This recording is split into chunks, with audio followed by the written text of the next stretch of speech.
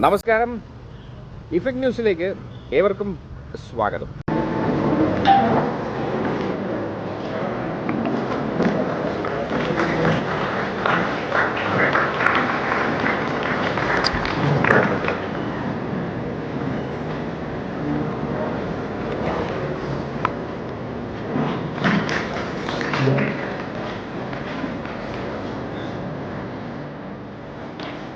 സംരംഭക സഭയ്ക്ക് പദ്ധതികൾ കണ്ടുകൊണ്ട് ഐശ്വര്യപൂർണമായ തുടക്കം കുറിച്ചിരിക്കുകയാണ്. ഉദ്ഘാടന ചടങ്ങിലേക്ക് ഏവർക്കും ഹൃദ്യമായ സ്വാഗതം. 2022-23 സാമ്പത്തിക വർഷം സംരംഭക വർഷമായി കേരള ഗവൺമെന്റ് പ്രഖ്യാപിച്ചിരുന്നു. സംരംഭക വർഷത്തിന്റെ ഭാഗമായി കേരളത്തിൽ ചുരുങ്ങിയത് 1 ലക്ഷം സൂക്ഷ്മ ചെറുകിട ഇടത്തരം സംരംഭങ്ങൾ ആരംഭിച്ചുകൊണ്ട് 3 മുതൽ 4 ലക്ഷം വരെ തൊഴിൽ സൃഷ്ടിക്കുവാനുള്ള ഒരു ബൃഹത്തായ പദ്ധതിക്ക് തദ്ദേശ സ്വയംഭരണം, സഹകരണം, ഫിഷറീസ്, മൃഗസംരക്ഷണം മുതലായ വകുപ്പുകളുടെ സഹകരണത്തോടെ വ്യവസായ വകുപ്പ് തുടക്കമിട്ടിരുന്നു. സംരംഭക വർഷം പദ്ധതിയുടെ ഭാഗമായി സംസ്ഥാനത്ത് ഏപ്രിൽ 1, 2022 മുതൽ നാളിതുവരെയുള്ള കാലയളവിൽ 3,35,665 പുതിയ സംരംഭങ്ങൾ രജിസ്റ്റർ ചെയ്തു. ഇതിന്റെ ഭാഗമായി സംസ്ഥാനത്ത് 21,444 കോടി രൂപയുടെ നിക്ഷേപവും 7,11,605 പുതിയ തൊഴിലവസരങ്ങളും സൃഷ്ടിക്കപ്പെട്ടു. പുതുതായി ആരംഭിച്ച സംരംഭങ്ങളിൽ 1/3 വനിതാ സംരംഭകരുടേതാണ്. പട്ടികജാതി പട്ടികവർഗ വിഭാഗത്തിൽപ്പെട്ട 13,206 പുതിയ സംരംഭങ്ങളും ഇതിൽ ഉൾപ്പെടുന്നു. സംസ്ഥാനത്ത് സംരംഭക സൗഹൃദ അന്തരീക്ഷം സൃഷ്ടിക്കുന്നതിൽ തദ്ദേശ സ്വയംഭരണ വകുപ്പ് മികച്ച പിന്തുണയാണ് നൽകി വരുന്നത്. തദ്ദേശ സ്വയംഭരണ വകുപ്പുമായി ചേർന്നുകൊണ്ട് വ്യവസായ വകുപ്പ് നിരവധി പദ്ധതികൾ നടപ്പിലാക്കി വരുന്നുണ്ട്. സംരംഭക വർഷം പദ്ധതിയുടെ ഭാഗമായി കേരളത്തിൽ ആരംഭിച്ച സംരംഭങ്ങളുടെ എണ്ണം പരിശോധിച്ചാൽ ഓരോ പഞ്ചായത്തിലും ശരാശരി 250-ൽ പരം സംരംഭങ്ങൾ ഈ പദ്ധതിയുടെ ഭാഗമായി രൂപീകരിച്ചിട്ടുണ്ട്. സംരംഭങ്ങൾക്ക് കൂടുതൽ ഉത്തേജനം പകരുവാൻ വേണ്ടി വർഷം പദ്ധതിയുടെ ഭാഗമായി ഓരോ പഞ്ചായത്തിലും രൂപീകരിച്ച പുതിയ സംരംഭങ്ങളുടെയും പ്രവർത്തിച്ചു പോരുന്ന സംരംഭങ്ങളുടെയും പ്രതിനിധികളുടെ ഒരു യോഗം സംരംഭക സഭ എന്ന പേരിൽ നടത്തുകയാണ്. ഇതിന്റെ സംസ്ഥാനതല ഉദ്ഘാടനമാണ് ഇന്നിവിടെ നടക്കുന്നത്. ഔപചാരികമായ ചടങ്ങ് ആരംഭിക്കുന്നു. സ്വാഗതം ക്ഷണിക്കുകയാണ്. സ്വാഗതം ആശംസിക്കുന്നതിനായി ബഹുമാനപ്പെട്ട കാട്ടാക്കട നിയോജക മണ്ഡലം നിയമസഭാംഗം ശ്രീ IP സതീഷ് അദ്ദേഹത്തെ. യോഗാധ്യക്ഷൻ, സംസ്ഥാന വ്യവസായ നിയമ കയർ വകുപ്പ് മന്ത്രി CP രാജീവ്, വേദിയിലുള്ള ആദരണീയനായ തദ്ദേശ സ്വയംഭരണ വകുപ്പ് മന്ത്രി ശ്രീ MP രാജേഷ് ഉൾപ്പെടെയുള്ള വിശിഷ്ടാതിഥികളെ, സഹോദരീ സഹോദരന്മാരെ, സുഹൃത്തുക്കളെ, കേരളം യഥാർത്ഥത്തിൽ എന്താണ് എന്നത് അനുഭവങ്ങളിലൂടെയാണ് നാം തിരിച്ചറിയുന്നത്. പൊതുസമൂഹത്തിൻ്റെ മുന്നിൽ അവതരിപ്പിക്കപ്പെടുന്ന പല വർത്തമാനങ്ങളും യഥാർത്ഥ കേരളത്തിൻ്റെ ചിത്രങ്ങളല്ല. മറച്ചുവെക്കപ്പെടുകയോ നിഷേധാത്മകമായി ചിത്രീകരിക്കപ്പെടുകയോ ചെയ്യുന്ന ദുര്യോഗം ഈ കേരളം നേരിടുന്നുണ്ട്. കേരളം എന്നത് ഒരു തരി മണ്ണല്ല, ഒരു പിടി മണ്ണല്ല, മറിച്ച് സവിശേഷമായ പ്രത്യേകതകളുള്ള, ജന്മസിദ്ധമായ ഒട്ടേറെ കഴിവുകളുള്ള ഒരു ജനതയുടെ നാടാണ് എന്ന് നാം ഓരോ ദിവസവും ബോധ്യപ്പെടുകയാണ്. കേരളത്തിലെ വ്യവസായ മേഖലയിൽ ഉണ്ടായിക്കൊണ്ടിരിക്കുന്ന ഒരു ഉണർവുണ്ട്. കേരളം ഏറ്റവും വ്യവസായ സൗഹൃദ സംസ്ഥാനമാണ് എന്ന് പറയുന്നത് നമ്മളല്ല, കേന്ദ്ര സർക്കാർ തന്നെ ബെസ്റ്റ് അച്ചീവർ അവാർഡ് സമ്മാനിച്ചത് നമ്മുടെ സംസ്ഥാനത്തിനാണ്.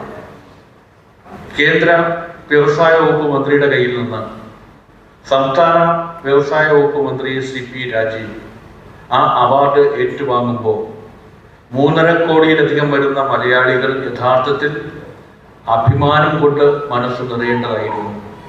ആ വാർത്ത എങ്ങനെയാണ്, എത്രത്തോളമാണ് നമ്മുടെ നാട്ടിലെത്തിയത് എന്ന് നാം അറിയണം. തലയിലൊരാശയമുണ്ട്, കുറച്ച് നിക്ഷേപിക്കാൻ മൂലധനമുണ്ട്. അങ്ങനെ ഒരാൾ സംരംഭകനാകാൻ തയ്യാറായി രംഗത്ത് വന്നാൽ ഇന്ത്യയിൽ ഏറ്റവും ലളിതമായി, ഏറ്റവും വേഗത്തിൽ വ്യവസായം ആരംഭിക്കാൻ പറ്റുന്ന നാട് നമ്മുടെ കേരളമാണ് എന്നതാണ് ആ പുരസ്കാരം വഴി കേന്ദ്ര സർക്കാർ പ്രഖ്യാപിച്ചത്. 28ാം സ്ഥാനത്തായിരുന്ന കേരളം ഇന്ന് 1ാം സ്ഥാനത്തായിരിക്കുന്നു. പരമ്പരാഗത തൊഴിൽ മേഖലകൾ മുതൽ ഈറ്റ, ഈറ, നമ്മുടെ നാട്ടിൻപുറങ്ങളുടെ സവിശേഷമായ പൈതൃകമായ നിർമ്മാണ വ്യവസായ മേഖലയായ ആ പരമ്പരാഗത മേഖല മുതൽ ഗ്രാഫീനിൽ ഗവേഷണം നടത്തുന്ന സംസ്ഥാനമായി നമുക്ക് മാറാൻ പറ്റിയിട്ടുണ്ട്. ഗ്രാഫീൻ നാളെയുടെ പദാർത്ഥം എന്ന് അറിയപ്പെടുന്ന സവിശേഷമായ ഒരു രാസപദാർത്ഥമാണ്. തലമുടി നാരഴയേക്കാൾ നേർത്തതും കാലിരുമ്പിനേക്കാൾ ഉരുക്കിനേക്കാൾ ദൃഢമായതും വെള്ളത്തേക്കാൾ വ്യാപനശേഷിയുള്ളതുമായ ഗ്രാഫീനിൽ ലോകത്താദ്യമായി വ്യവസായ സാധ്യത കണ്ടെത്തുകയും അതിനുവേണ്ടി ഒരു ഗവേഷണ സ്ഥാപനം തുടങ്ങുകയും ചെയ്യുന്ന നാട് നമ്മുടെ കേരളമാണ് എന്ന് നമ്മളിൽ എത്ര പേർ അറിയുന്നു? ഇങ്ങനെ എല്ലാ മേഖലകളെയും, സർവതല സ്പർശിയായ എല്ലാ മേഖലകളെയും സ്പർശിച്ചുകൊണ്ടാണ് നമ്മുടെ നാട് മുന്നോട്ട് പോയിക്കൊണ്ടിരിക്കുന്നത്. നവകേരളം എന്നത് ഒരു ആകാശ കുസുമമല്ല, കൈയെത്തിപ്പിടിക്കാൻ പറ്റുന്ന ഒരു ലക്ഷ്യമാണ് എന്ന് തിരിച്ചറിയുന്ന ആദരണീയനായ കേരളത്തിന്റെ മുഖ്യമന്ത്രി ശ്രീ പിണറായി വിജയന്റെ നേതൃത്വത്തിൽ കേരളം മുന്നോട്ട് കുതിക്കുക തന്നെയാണ് ചെയ്യുന്നത്. ഈ നവകേരളം എന്ന ആശയം കൈവരിക്കാൻ കൃത്യമായ പ്രവർത്തന പദ്ധതികൾ നമ്മുടെ സർക്കാരിനുണ്ട്, നമ്മുടെ നാടിനുണ്ട്. ഒരു ആശയത്തിന്റെ പിന്നിൽ വിവിധ വകുപ്പുകളുടെ ഏകോപനം സാധ്യമാക്കുക. വിവിധ വകുപ്പുകൾ എന്ന് പറയുന്നത് വായു കടക്കാത്ത അറകളല്ല. വിവിധ വകുപ്പുകളെ ഒരു പൊതു ആശയത്തിന്റെ പിന്നിൽ ഏകോപിപ്പിക്കാൻ കഴിയും എന്ന് കേരളം തെളിയിച്ചുകൊണ്ടിരിക്കുകയാണ്. ഇന്ന് രാവിലെ ഇവിടെ നടന്ന ഒരു സംരംഭകരുമായി നടന്ന ഒരു ചർച്ചയുണ്ട്, സംവാദമുണ്ട്. 10ഓളം സർക്കാർ വകുപ്പുകളിലെ ഉദ്യോഗസ്ഥരാണ് സംരംഭകരുടെ സംശയങ്ങൾക്ക്, ആശങ്കകൾക്ക് ഉത്തരം നൽകിയത്. ഇതൊരു മാതൃകയാണ്. വിവിധ വകുപ്പുകളെ ഏകോപിപ്പിച്ചുകൊണ്ട് ഒരു ടീം വർക്കിന്റെ നേതൃത്വത്തിൽ, ടീം വർക്കിന്റെ പശ്ചാത്തലത്തിൽ നമുക്ക് മുന്നോട്ട് പോകാനാവും. ഒരു പുതിയ തുടക്കം കുറിക്കുകയാണ്. കേരളത്തിൽ വ്യാവസായിക രംഗത്ത് ഒരു കുതിച്ചു ചാട്ടത്തിന് കേരളം തുടക്കം കുറിക്കുന്നത് ഇവിടെ നിന്നാണ്. സംരംഭക സഭകൾ കേരളത്തിലെ എല്ലാ പഞ്ചായത്തുകളിലും ആരംഭിക്കുന്നു. നമുക്കറിയാം, പഞ്ചായത്തുകളിൽ രജിസ്റ്റർ ചെയ്ത സംരംഭകർ, അവർക്ക് പല ആശങ്കകളുമുണ്ട്. രജിസ്ട്രേഷൻ മുതൽ മാർക്കറ്റിംഗ് വരെയുള്ള പ്രശ്നങ്ങളുണ്ട്. അവരുടെ ഉൽപ്പന്നങ്ങൾ ട്രേഡ് മാർക്ക് ചെയ്യുന്നതിനെ കുറിച്ചുള്ള അറിവിന്റെ പരിമിതിയുണ്ട്. ആ അറിവിന്റെ പരിമിതികളെയെല്ലാം മറികടക്കാൻ സംസ്ഥാന സർക്കാർ വ്യവസായ വകുപ്പ് തന്നെ വഴിയൊരുക്കുന്നു. തദ്ദേശ സ്വയംഭരണ വകുപ്പ് ഉൾപ്പെടെ നിരവധി വകുപ്പുകളുടെ ഏകോപനത്തിലൂടെയാണ് ആ ലക്ഷ്യം കൈവരിക്കാൻ പറ്റുന്നത്. ആ ലക്ഷ്യം കേരളത്തിലെ ഏതു പഞ്ചായത്തിനും കയ്യെത്തിപ്പിടിക്കാവുന്നതാണ് എന്നതിൻ്റെ സ്വയം സംസാരിക്കുന്ന മാതൃകയാണ് കാട്ടാക്കട മണ്ഡലം എന്നാണ് ഞങ്ങൾ വിചാരിക്കുന്നത്. അതുകൊണ്ടാവണം കാട്ടാക്കട മണ്ഡലം സംസ്ഥാനാടിസ്ഥാനത്തിൽ നടക്കുന്ന സംരംഭക സഭയുടെ ഉദ്ഘാടന വേദിയായി തിരഞ്ഞെടുത്തത് എന്ന് ഞാൻ വിചാരിക്കുന്നു. നമ്മുടെ നാട് ഒട്ടേറെ മാതൃകകൾക്ക് വേദിയായ നാടാണ്. ഒരു IAS ഉദ്യോഗസ്ഥൻ IASകാരനായിരിക്കെ IAS ഉദ്യോഗം രാജിവെച്ച് ഒരു സംരംഭത്തിന് ഇറങ്ങി തിരിച്ചു. വിളപ്പിൽ പഞ്ചായത്തിലെ വിളപ്പിൽ ശാലയിലെ പുളിയറക്കോണത്തെ തെർമോ പെൻബോൾ എന്ന സ്ഥാപനം നമ്മുടെ മണ്ഡലത്തിലാണ്. ഇന്ന് ലോകത്ത് സർജിക്കൽ ഉപകരണങ്ങളുടെ, ബ്ലഡ് ബാഗിന്റെ കുത്തക അവകാശപ്പെടാൻ പറ്റുന്ന സ്ഥാപനം നമ്മുടെ മണ്ഡലത്തിലെ തെർമോ പെൻബോളാണ്. വേദിയിൽ പത്മശ്രീ ഹരീന്ദ്രൻ നായർ ഉണ്ട്. അദ്ദേഹം എത്രമാത്രം കഠിനാധ്വാനത്തിലൂടെയാണ് ശൂന്യതയിൽ നിന്ന് ഒരു സാമ്രാജ്യം, വ്യവസായ സാമ്രാജ്യം കെട്ടിപ്പടുത്തത് എന്ന് നമുക്കറിയാം. മുരളി നമ്മുടെ നാട്ടിലാണ്. ഇതെല്ലാം വൻകിട സ്ഥാപനങ്ങൾ എന്നതിലേക്ക് അവതരിപ്പിക്കുന്നതല്ല, ചെറുകിട സംരംഭങ്ങൾ പിച്ചവെച്ച് തുടങ്ങുന്ന നാടാണ് നമ്മുടെ നാട്. നമ്മുടെ നാട്ടിൽ ഒട്ടേറെ വ്യവസായ സംരംഭ സാധ്യതകളുണ്ട് എന്ന് ഒരുപാട് കാരണങ്ങളാൽ, ഭൂമിശാസ്ത്രപരമായ കാരണങ്ങളാൽ, നമ്മുടെ സാമൂഹ്യ പശ്ചാത്തലം, കാർഷിക മേഖല, അതിൻ്റെയൊക്കെ അടിസ്ഥാനത്തിൽ നമുക്ക് ഒരുപാട് സാധ്യതകളുണ്ട്. അതിനേക്കാളും ഏറ്റവും പ്രധാനം വിഴിഞ്ഞം തുറമുഖം ഇന്ന് യാഥാർത്ഥ്യമായിരിക്കുന്നു. ലോകത്തെ ഏറ്റവും പ്രകൃതിദത്ത ആഴമുള്ള തുറമുഖം യാഥാർത്ഥ്യമായപ്പോൾ ആ തുറമുഖത്ത് നിന്ന് ആരംഭിക്കുന്ന ഔട്ടർ റിംഗ് റോഡ് നമ്മുടെ മണ്ഡലത്തെ നെടുകെ പിളർന്നുകൊണ്ടാണ് കടന്നു പോകുന്നത്. അങ്ങനെ ഒരുപാട് സാധ്യതകൾ നമ്മുടെ മണ്ഡലത്തിനുണ്ട്. കാർഷിക മേഖലയിൽ മൂല്യവർദ്ധിത ഉൽപ്പന്നങ്ങളുടെ ഉൽപാദനവും കയറ്റുമതിക്കുമുള്ള സാധ്യതകൾ അപാരമാണ്. അത്തരം സാധ്യതകളെ നമ്മൾ ഉപയോഗപ്പെടുത്തുമ്പോൾ കേരളത്തിലെ എല്ലാ പഞ്ചായത്തുകൾക്കും അതിൻ്റെതായ സാധ്യതകളുണ്ട്, പൊട്ടൻഷ്യലുണ്ട് എന്ന് തിരിച്ചറിഞ്ഞ് അങ്ങനെ സംരംഭകത്വത്തിലേക്ക് കടന്നു വരാൻ ആഗ്രഹിക്കുന്നവർക്ക് എല്ലാ പ്രോത്സാഹനവും നൽകുക എന്നതാണ് സംസ്ഥാന സർക്കാർ ആഗ്രഹിക്കുന്നത്. തീർച്ചയായും ആ ചുവടുവയ്പ്പിന് നമ്മുടെ നാട്ടിൽ നിന്ന് തുടക്കം കുറിക്കാൻ കഴിഞ്ഞതിൽ ഈ നാടിനുള്ള സന്തോഷം ഞാൻ ആദ്യമായി പങ്കുവയ്ക്കട്ടെ. അതോടൊപ്പം കേരളത്തിന്റെ ചരിത്രത്തിൽ നിർണായകമായ പല ചുവടുവയ്പ്പുകൾക്കും തുടക്കം കുറിച്ചത് നമ്മുടെ മണ്ഡലമാണ് എന്നത് അഭിമാനത്തോടെ ഓർക്കുകയും ചെയ്യുന്നു. കേരളത്തിന്റെ പൊതുവിദ്യാഭ്യാസ മേഖലയിൽ വലിയ മാറ്റത്തിനും തുടക്കം കുറിച്ച പൊതുവിദ്യാഭ്യാസ സംരക്ഷണ യജ്ഞവും തുടങ്ങിയത് നമ്മുടെ നാട്ടിൽ നിന്നാണ്, കാട്ടാക്കടയിൽ നിന്നാണ്. ആ നമ്മുടെ നാട്ടിൽ നിന്നുകൊണ്ടാണ് സംസ്ഥാനത്ത് വ്യവസായ മേഖലയിൽ പുതിയ കുതിച്ചുചാട്ടത്തിന് കാരണമാകാവുന്ന സംരംഭക സഭയ്ക്ക് തുടക്കമാവുന്നത്. ഈ സംരംഭക സഭ ഔപചാരികമായി ഉദ്ഘാടനം ചെയ്യാം എന്ന് സമ്മതിച്ചിരുന്നത് ആദരണീയനായ കേരളത്തിന്റെ മുഖ്യമന്ത്രിയാണ്. നവകേരളം എന്ന ലക്ഷ്യത്തിന് വേണ്ടി ചിട്ടയായ ദൃഢനിശ്ചയത്തോടുകൂടി ചുവടുവയ്ക്കുന്ന ആദരണീയനായ മുഖ്യമന്ത്രിക്ക് ചില സുപ്രധാന യോഗങ്ങളിൽ പങ്കെടുക്കേണ്ടതുള്ളത് കൊണ്ട് എത്താനാവില്ല എന്ന് അറിയിച്ചിട്ടുണ്ട്. ഈ യോഗത്തിന് അധ്യക്ഷപദം അലങ്കരിക്കുന്നത് ആദരണീയനായ വ്യവസായ നിയമ കയർവകുപ്പ് മന്ത്രി ശ്രീ പി രാജീവാണ്. ഒരു വിശേഷണം അപ്രസക്തമാകുന്ന സാന്നിധ്യമാണ് അദ്ദേഹം. ഇന്ത്യൻ പാർലമെന്റിൽ എല്ലാ രാഷ്ട്രീയ പാർട്ടികളുടെയും പ്രശംസ പിടിച്ചുപറ്റിയ പാർലമെന്റേറിയനായിരുന്ന അദ്ദേഹം കേരളത്തിന്റെ വ്യവസായ വകുപ്പ് മന്ത്രിയായപ്പോൾ അത്ഭുതകരമായ കുതിച്ചുചാട്ടമാണ്. ആദരണീയരെ, ജനപ്രതിനിധികൾ, സംരംഭകർ, സർവ ഉദ്യോഗസ്ഥർ, സഹോദരി സഹോദരന്മാരെ, സഹോദരി, ഒരു പുതിയ പദ്ധതിക്കാണ് ഇന്ന് തുടക്കം കുറിക്കുന്നത്. ഓരോ തദ്ദേശ സ്വയംഭരണ സ്ഥാപനത്തെയും അടിസ്ഥാനപ്പെടുത്തിക്കൊണ്ട് അവിടെയുള്ള മുഴുവൻ സംരംഭകരുടെയും ഒരു ഒത്തുചേരൽ, അതാണ് സംരംഭക സഭ. അതോടൊപ്പം വ്യവസായം ആരംഭിക്കുന്നതും നടത്തിക്കൊണ്ടുപോകുന്നതുമായി ബന്ധപ്പെട്ട അനുമതികൾ, മറ്റ് നിയമപരമായ ഇടപെടലുകൾ ഒക്കെ അധികാരമുള്ള ഉദ്യോഗസ്ഥരും ഈ സഭയിൽ പങ്കെടുക്കുന്നു. അവിടെ വെച്ച് ഒരു പരാതി പരിഹാര സംവിധാനം എന്ന നിലയിലല്ല, ഈ കാലയളവിൽ സംരംഭക സമൂഹത്തിന്റെ അഭിപ്രായങ്ങൾ ഉൾക്കൊണ്ടുകൊണ്ട് ഒത്തിരിയേറെ മാറ്റങ്ങൾ വരുത്തിയിട്ടുണ്ട്. ഇനിയും എന്തെങ്കിലും പ്രശ്നങ്ങൾ നിങ്ങൾ പ്രായോഗികമായി അഭിമുഖീകരിക്കുന്നുണ്ടോ? അത് ഉദ്യോഗസ്ഥരുടെ സാന്നിധ്യത്തിൽ തന്നെ ചർച്ച ചെയ്യുകയും ചിലത് അവിടെ വെച്ച് തന്നെ പൊതുവായി തീരുമാനങ്ങൾ എടുക്കാൻ കഴിയുന്നതായിരിക്കും, ചിലത് നയപരമായിട്ട് തീരുമാനിക്കേണ്ടതായിരിക്കും, ചിലത് നിയമപരമായിട്ടുള്ള ഭേദഗതികൾ ആവശ്യമായതായിരിക്കും, ചിലത് ചട്ടങ്ങളുടെ ഭേദഗതി ആവശ്യമായതായിരിക്കും. അത് സംസ്ഥാന തലത്തിൽ ക്രോഡീകരിച്ച് സമയബന്ധിതമായി സാധ്യമാകുന്ന മാറ്റങ്ങൾ ഇനിയും വരുത്തണം എന്നാണ് കണക്കാക്കുന്നത്.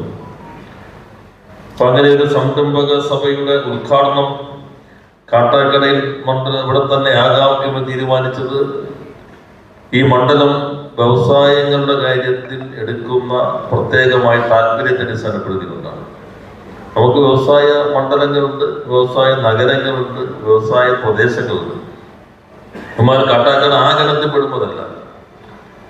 പക്ഷെ നമ്മൾ ഈ ഗവൺമെന്റ് സംരംഭക വർഷവുമായി ബന്ധപ്പെട്ട് മണ്ഡലടിസ്ഥാനത്തിൽ നിക്ഷേപ സാധ്യതകൾ ചർച്ച ചെയ്യണം, സംരംഭകരുമായി ചേർന്ന് പരിപാടികൾ ആലോചിക്കണം, കഴിയാവുന്നിടത്തോളം സംഗമങ്ങൾ സംഘടിപ്പിക്കണമെന്ന് പറഞ്ഞപ്പോൾ കേരളത്തിൽ ആദ്യമായി ഒരു മണ്ഡലം സംരംഭകരെ കുറിച്ച് കേരളത്തിനകത്തും പുറത്തും ഒക്കെയുള്ള സംരംഭകരെ വിളിച്ചു ചേർത്ത് ഒരു സംഗമം നടത്തി വ്യവസായവൽക്കരണത്തിന് ആ മണ്ഡലത്തെ സജ്ജമാക്കാൻ നേതൃത്വം നൽകിയത് കാട്ടാക്കട മണ്ഡലമാണ്. അതിന് ജനകീയനായ MLA IB സതീഷിനെ ഞാൻ ഈ സന്ദർഭത്തിൽ പ്രത്യേകം അഭിനന്ദിക്കുകയാണ്. വളരെ ഭാവനയോടുകൂടിയാണ് അദ്ദേഹം പല കാര്യങ്ങളിൽ ഇടപെടുന്നതെന്ന് നിങ്ങൾക്ക് എല്ലാവർക്കും അറിയാം. ഐക്യരാഷ്ട്രസഭയുടെ അംഗീകാരം ലഭിക്കുന്ന രൂപത്തിൽ ഭാവി തലമുറയെ കൂടി കണക്കാക്കിക്കൊണ്ടുള്ള പദ്ധതികളും അദ്ദേഹം ആവിഷ്കരിച്ച് നടപ്പിലാക്കിയിട്ടുണ്ട്. അതുകൊണ്ട് ഈ സഭയും കാട്ടാക്കടയിൽ നിന്ന് തന്നെ തുടങ്ങാം എന്ന് തീരുമാനിക്കുകയാണ് ചെയ്തത്. സംരംഭക വർഷം നമ്മൾ ആലോചിക്കുമ്പോൾ ഒരു വർഷം 100,000 സംരംഭം. പലരും ചോദിച്ചു, കേരളത്തിലാണോ ഇത് നടപ്പിലാക്കാൻ പോകുന്നത്? ഇവിടെ ആകെ ഈ പെട്ടിക്കടയും ബാർബർ ഷോപ്പും പിന്നെ ബീവറേജല്ലേ ഉള്ളൂ. ഇതാണല്ലോ നമ്മുടെ സോഷ്യൽ മീഡിയയിലൂടെയുള്ള പ്രചാരമല്ല.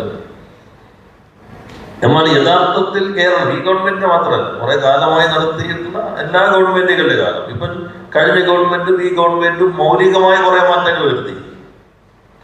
ഇവിടെ സതീഷ് സൂചിപ്പിച്ചല്ലോ, IAS രാജിവെക്കാൻ, IAS ഒരു സുരക്ഷിതമായ കേരളമാണല്ലോ, ആ മേഖലയാണല്ലോ. 7 വർഷം 77 ജോയിൻ ചെയ്തു, 83 രാജിവെച്ചു, ഒരു കമ്പനി തുടങ്ങി. അതും ശ്രീചിത്തിര തിരുനാൾ പോലെ കേരളത്തിലെ ഒരു സ്ഥാപനം ഡെവലപ്പ് ചെയ്ത സാങ്കേതിക വിദ്യ ഉപയോഗിച്ചിട്ട് ഒരു ഫാക്ടറി തുടങ്ങാണ്. അതിന് അസാധാരണമായ ധൈര്യം വേണം. കേരളത്തിൽ തന്നെ തുടങ്ങിയെന്ന് പറഞ്ഞു. ഇന്ന് ആ സ്ഥാപനം ലോകത്തിലെ ഏറ്റവും വലിയ ബ്രെഡ് ബാഗ് ഉണ്ടാക്കുന്ന കമ്പനിയാണ് കാട്ടാക്കടയിൽ തുടങ്ങിയത്. അത് ഈ കേരളത്തിൽ തന്നെയാണ്. ഏഷ്യയിലെ ഏറ്റവും വലിയ കൃത്രിമ പല്ല് ഉണ്ടാക്കുന്ന കമ്പനിയും കേരളത്തിൽ തന്നെയാണ്. ലോകം ഉപയോഗിക്കുന്ന സുഗന്ധവ്യഞ്ജന സത്തുക്കളുടെ 81% ഉൽപ്പാദിപ്പിക്കുന്നതും കേരളത്തിലെ കമ്പനികളാണ്. കേരളം ഉപയോഗിക്കുന്നതല്ല, ഇന്ത്യ ഉപയോഗിക്കുന്നതല്ല, ലോകം ഉപയോഗിക്കുന്ന സുഗന്ധവ്യഞ്ജന സത്തുക്കളുടെ. ഞങ്ങൾ 1000 കോടിക്ക് മുകളിൽ ടേൺ ഓവറുള്ള കമ്പനികളെ വിളിച്ചു ചേർത്ത് കഴിഞ്ഞപ്പോൾ 44 കമ്പനികളാണ് ആ ഗണത്തിൽ കേരളത്തിൽ. എന്നാൽ പൊതുവെ ആളുകളുടെ ധാരണ ഇത് കേരളം കുറച്ച് കുഴപ്പമാണ്, ഇവിടെ നല്ല സംരംഭം നടക്കും, ആകെ ഉദ്യോഗസ്ഥന്മാരുടെ പ്രശ്നം, പിന്നെ യൂണിയനുകളുടെ കുഴപ്പം, വേറെ ഏതെങ്കിലും സ്റ്റേറ്റിൽ നിങ്ങൾ പണിമുടക്കം കണ്ടിട്ടുണ്ടോ? ഞാൻ കഴിഞ്ഞ ദിവസം ഡൽഹിയിൽ തന്നെ യൂണിയൻ ലേബർ മിനിസ്റ്റർ റിപ്പോർട്ട് വായിച്ചു. കഴിഞ്ഞ 1.5 ദശകത്തിനുള്ളിൽ ഇന്ത്യയിൽ നടന്ന പണിമുടക്കങ്ങളുടെ 28% കേരളത്തിലല്ല, തമിഴ്നാട്ടിലാണ്. 17% മഹാരാഷ്ട്ര, 11% ഗുജറാത്ത്. എന്നുവെച്ചാൽ പണിമുടക്കങ്ങൾ വ്യവസായം വരുമ്പോൾ തടസ്സമല്ല എന്നാണ് അവർ സ്ഥാപിക്കുന്നത്. ആ പട്ടികയിൽ കേരളം ഇല്ല. ആളുകളുടെ ധാരണ ഇവിടെ മാത്രമേ ഇതൊക്കെ ഉള്ളൂ, പുറത്തൊന്നും എല്ലാം ശാന്തമാണെന്നാണ്. അവിടെ നടക്കുന്നു. എന്നാൽ ഇത്തരം കാര്യങ്ങളെല്ലാം വ്യവസായം വരികയും ചെയ്യുന്നുണ്ട്. ഇപ്പൊ നമ്മൾ 100,000 സംരംഭം എന്ന് തീരുമാനിച്ച പദ്ധതി ഇവിടെ നേരത്തെ സൂചിപ്പിച്ചല്ലോ. ഓരോ ദിവസത്തെ കണക്കുകൾ നമ്മുടെ വെബ്സൈറ്റിൽ എല്ലാവർക്കും ലഭ്യമാണ്. ഇന്നത്തെ ഇതനുസരിച്ചുകൊണ്ട് കേരളത്തിൽ ഇതിനകം രൂപീകരിക്കപ്പെട്ട യൂണിറ്റുകളുടെ എണ്ണം ഇവിടെ നേരത്തെ പരാമർശിക്കുകയുണ്ടായി. 3,36,344 യൂണിറ്റുകൾ 2 വർഷം 8 മാസത്തിനുള്ളിൽ കേരളത്തിൽ വന്നു. 21,498.47 കോടിയുടെ നിക്ഷേപം വന്നു. 7,13,075 തൊഴിലവസരം ഉണ്ടായി. ചെറിയ ചെറിയ സംരംഭങ്ങളാണ്. ഇപ്പോ കാട്ടാക്കടയിൽ തന്നെയുള്ള സംരംഭങ്ങളുടെ ചിലത് ഇവിടെ എക്സിബിഷനിലുണ്ടല്ലോ, ചിലത് എക്സിബിഷൻ വന്നിട്ടുണ്ടാവില്ല, ഇവിടെ തന്നെ ഉണ്ട്.